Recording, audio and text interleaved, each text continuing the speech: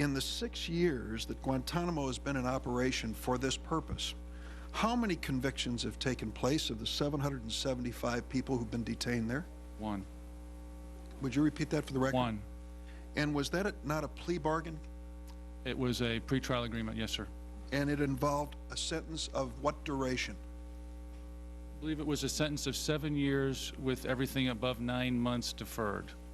So it ended up 9 months detention, correct? That may be the case, sir. And this gentleman, Mr. Hicks, I believe, was a low-level operative? I wouldn't categorize it, sir. Isn't it interesting that in 6 years with 775 detainees who've been characterized here as war criminals, bloodthirsty killers, that only 1 conviction has taken place? How do you explain that?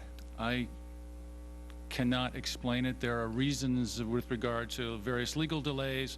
However, I am as disappointed in that as you are. And I am, with the various members of the Office of Military Commission, trying to move the process much more rapidly, Senator. Somewhere in your heart of hearts, in those dark moments at night when you reflect on what you do, have you thought perhaps we're doing this the wrong way? Maybe we don't have the people who are most threatening to the United States? Isn't the fact that we've released 470 of these detainees an indication that maybe we got it wrong in over half the cases in bringing them to Guantanamo? In my heart of hearts, Senator, I'm convinced that we've got the right process with the military commissions. It is literally unprecedented, the rights that we are making available to people we call alleged terrorists. Well, let me talk to you about some of those rights. 470 of these people were arrested, transported, detained, and interrogated for months and years, and then released because we couldn't charge them with one single crime or one thing that they'd done wrong. Is that not correct? I don't know, Senator. My focus is on the 80 to 90 people we intend to try for war crimes trials through the military commissions process. Well, that's a good focus. But I still wonder what happened to 470 people who took a little tour through Guantanamo for years and now go home to explain to the rest of the world what American justice is all about. Isn't that part of your concern as well?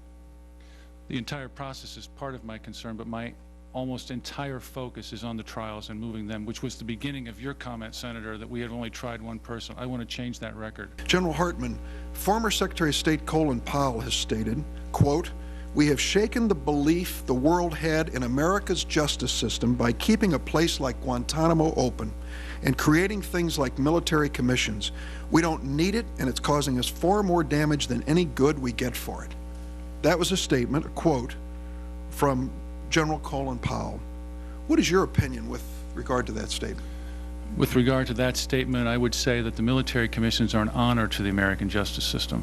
You should be very proud of what was written in the Military Commission Act, what is in the Manual for Military Commissions, what is in the regulations, and about those people I described at the beginning of my testimony, Senator, those people who enforce the rights, 5 defense counsel at the table of Hamdan. I would just say to you, he was given access to counsel, he was given the right to cross-examine. Those are the basic rights that are made available to the American justice system. Every time we question Guantanamo and its use, you and others say we are somehow questioning the integrity of the men and women in uniform. That is not a fact. None of us had, and none of us will.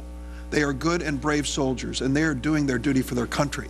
But the policymakers have to be held accountable for a situation in Guantanamo which has become an embarrassment for the United States around the world, as General Powell stated very, very clearly. Senator, I respect him as well as a man who served his country. Yes, sir. The rights that are available are written down. The rights that are available are written down. They are rules of evidence that virtually mirror the military rules of evidence.